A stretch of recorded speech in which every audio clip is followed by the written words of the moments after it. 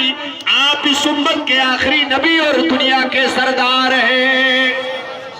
قریش میں کچھ لوگوں نے سوال کیا، راہب ذرا یہ بتا، یہ قریش کا اکیلا جوان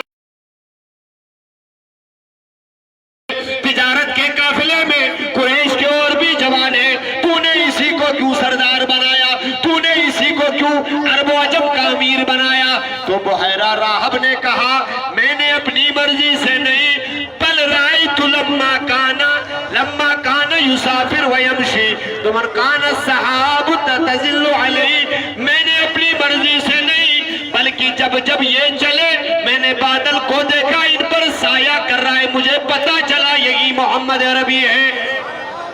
کہہ رہے عرب والوں، قریش والوں تمہیں اعتراض ہے، میں نے اسے کیوں سردار کہا؟ جب تم درخت کے سائے میں بیٹھ گئے، تم نے جگہ بنا لی درخت کے سائے میں، اس بیچارے کے لیے سایہ نہ چھوڑا، تم نے درخت کے نیچے بنا لی درخت، لیکن محمد عربی کی طرف جھک گئے تھے۔ آقا کریم پر درختوں نے سایہ کیا۔ اہل عرب قریش کے قافلے نے جب درختوں تلے پناہ لے لی تو کہہ رہے تم نے اپنے لیے سایہ تلاش کیا، میں نے دیکھا درخت نبی کی طرف جھک کر کے نبی کی تعظیم بجا لا رہے ہیں۔ گویا پتا چلا نبی کونین صلی اللہ علیہ وسلم کی تعظیم بحیرہ راہب نے کی۔ اب اتنے پر بس نہ ہوا، اور دوسری چیز کسی نے بتایا، اور ایک چیز بتائے تو اگلا جواب بحیرہ راہب کا یہ تھا، بل رأیت ان الاشجار والاحجار یسجدون لہو، بلکہ میں نے دیکھا کہ یسجدون لہو، میں نے درختوں اور پتھروں کو میں نے دیکھا یہ اس آقا کریم کے آگے سجدہ ریز ہوتے ہیں، اور پتھر اور بے جان پتھر اور درخت کسی نبی کے علاوہ کسی کے آگے کبھی نہیں جھکتے ہیں۔ صلی اللہ علیہ وسلم علیک یا اللہ اللہ صلی اللہ یا رسول اللہ وسلم۔ بس مختصر دو تین باتیں میں پیش کر کے بیان اختتام کروں گا۔ آپ بیدار محبت سے کہیں یا رسول اللہ، ایک بار محبت سے کہہ دیجئے یا رسول اللہ۔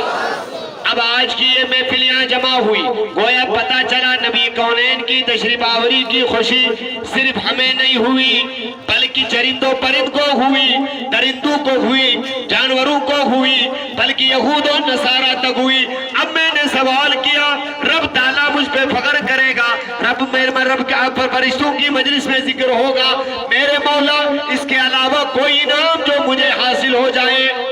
اب توجہ فرمائیے گا، بخاری کی روایت، نبی کونین کی ولادت ہوئی، نبی کریم کا چاچا جو دنیا میں کافر مرا، ابو لہب کے بارے میں بخاری کہتی ہے جب مرا اریہو بعد علی فی المنام، اس کے گھر والوں نے اسے خواب میں دیکھا، سوال کیا ابو لہب بتا کیا ہوا؟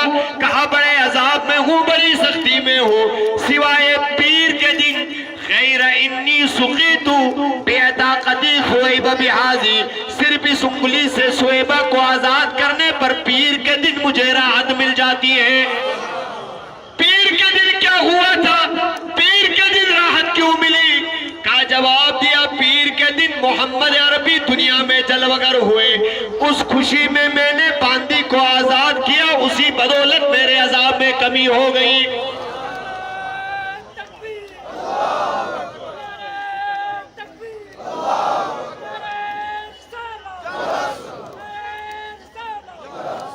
اب توجہ کیجئے، ابو لہب جو کٹر کافر مرا، زندگی بھر نبی کی مذمت کرتا رہا، آقا کریم سے دشمنی نبھاتا رہا، اس دشمن کو جب نبی کے پیدا ہونے کی خوشی میں عذاب میں کمی ہوگی تو ہم غیرت والے سنیوں کو کل کتنی راحت ملے گی۔ میں نے اب سوال کیا ابو لہب تو بتا جب نبی پیدا ہوئے تو نے سویبہ کو آزاد کیا کیا سمجھ کے؟ کہا مجھے نہیں پتا تھا یہ نبی ہے، مجھے تو صرف اتنا پتا تھا بھائی کے گھر بیٹا ہوا اسی لیے آزاد کیا۔ بھائی کے گھر بیٹا ہوا، ابو لہب کو اس خوشی میں باندی آزاد کرنے پہ راحت ملی۔ ہم نے تو آقا کریم کو محمد عربی صلی اللہ علیہ علیہ وسلم مان کر، دو جہاں کا مالک و مختار مان کر ہم خوشیاں منائیں تو بتاؤ جنت کے ہم حقدار ہوئے یا نہیں؟ تکبیر، نعرہ رسالت، شان مصطفیٰ، زندہ باد، لبیک یا رسول اللہ، لبیک یا رسول اللہ، لبیک یا رسول اللہ۔ سیدنا ابو ہریرہ، بس آخری دو روایتوں کے ساتھ اختتام کر رہا ہوں۔ سیدنا ابو ہریرہ رضی اللہ تعالیٰ عنہ، روایت نقل کرنے والے ابو ہریرہ کی ذات گرامی، روایت نقل کرنے والے ابو ہریرہ ذات گرامی، اور روایت کو نقل کرنے والے صاحب کتاب میلاد پر جنہوں نے کتاب لکھی، امام داہی ابو الخطاب علیہ الرحمہ، یہ فرماتے مر رسول اللہ صلی اللہ علیہ وسلم ببیت عامر الانصاری، نبی کونین صلی اللہ علیہ وسلم سیدنا عامر انصاری کے مکان سے گزرے، وَكَانَ يُعَلِّمُ أَبْنَاءَهُ وَعَشِيرَتَهُ وَقَائِعَ وِلَادَتِهِ۔ اب بتائیں عامر انصاری اپنے گھر میں کر کیا رہے تھے؟ کہہ رہے کوئی اور کام نہیں بلکہ اولاد کو جمع کر کے عامر انصاری نے اپنی اولاد کو جمع کیا، نبی کی ولادت کے واقعات سنا رہے تھے۔ اب سنا رہے تھے، اب کیا ہوا؟ کہہ رہے جب نبی کریم کی نظر پڑی، پوچھا کیا ہوا، کیوں جمع ہو؟ کہا یا رسول اللہ میں آپ کی پیدائش کے واقعات اپنی اولاد کو بتا رہا تھا، واقعات اپنی اولاد کو سنا رہا تھا۔ نبی کونین صلی اللہ علیہ وسلم نے فرمایا ان اللہ فتح ابواب الرحمہ، خدا نے رحمت کے دروازے کھول دیے، من فعل فعلک ونجا نجاتک۔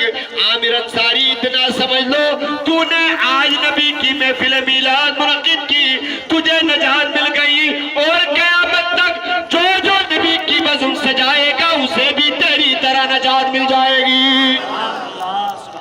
گویا پتہ چلا آقا کریم علیہ السلام کی محفل منانے کا انعام یہ ہے کہ آقا کریم کے غلاموں کو آقا کریم سے انعام جنت کی بشارت دنیا میں ملے۔ دوسری روایت سیدنا ابن عباس رضی اللہ تعالیٰ عنہ سے مروی ہے، آقا کریم علیہ السلام نے محفل مولود منانے والے صحابہ سے ارشاد فرمایا، نبی کریم نے کہہ رہے سیدنا ابو ہریرہ کہتے ہیں صحابہ ذکر نبی کر رہے تھے آقا کریم کا، نبی کریم نے فرمایا قد حلت لکم شفاعتی، اے میرے صحابہ تم جمع ہوئے ہو اسی لیے کہ تم ذکر رسول کرنے بیٹھے، لہذا تمہارے لیے میری شفاعت حلال ہو گئی ہے۔ جب حسن تھا ان کا جلوہ نما، سرکار کا عالم کیا ہوگا، ہر کوئی فدا ہے بن دیکھے، ہر کوئی فدا ہے بن دیکھے، دیدار کا عالم کیا ہوگا۔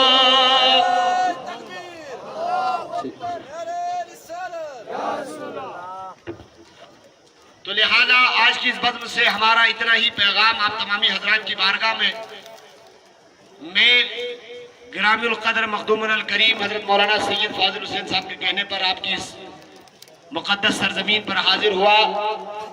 تحریک سعودی عربیہ جموں کشمیر جس کے بانی حضور غازی ملت مجاہد سنیت فخر اسلاف حضرت علامہ عبدالرشید داودی دامت برکاتہ القدسیہ ہے، میں بھی اسی تنظیم و تحریک کا ایک ادنا سا خادم و غلام ہوں، اور اسی تنظیم کے حوالے سے میں آج اتنا کہوں گا، تحریک سعودی عربیہ کا یہی پیغام ہے، مدرسہ رضا الاسلام کا یہی پیغام ہے، میلاد منائیں لیکن انشاءاللہ ساتھ میں سیرت اپنائیں۔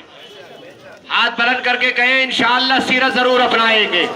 سنی علماء کا ہمیشہ یہی پیغام رہا ہے، ہمارے سادات نے ہمیشہ یہی پیغام دیا ہے، نبی کے آنے کا جشن بھی منائیں گے، انشاءاللہ نبی کی سنتوں پر عمل بھی کریں گے، نبی کریم کے طریقے پر نسل نو کو چلائیں گے، اپنی نسلوں پہ انشاءاللہ عشق رسول کو ہم منتقل کریں گے، صرف میلاد منا کر نہیں بلکہ میلاد والے کی سیرت کو اپنا کر بھی انشاءاللہ ہم دکھا کر دیں گے۔ تو اللہ تبارک و تعالی ہماری حاضری کو قبول فرمائے، اور استغفر اللہ تعالی لی ولکم ولسائر المؤمنین والمؤمنات والمسلمین والمسلمات، آمین، وصلی اللہ وسلم علی سیدنا محمد وعلی آلہ وصحبہ اجمعین۔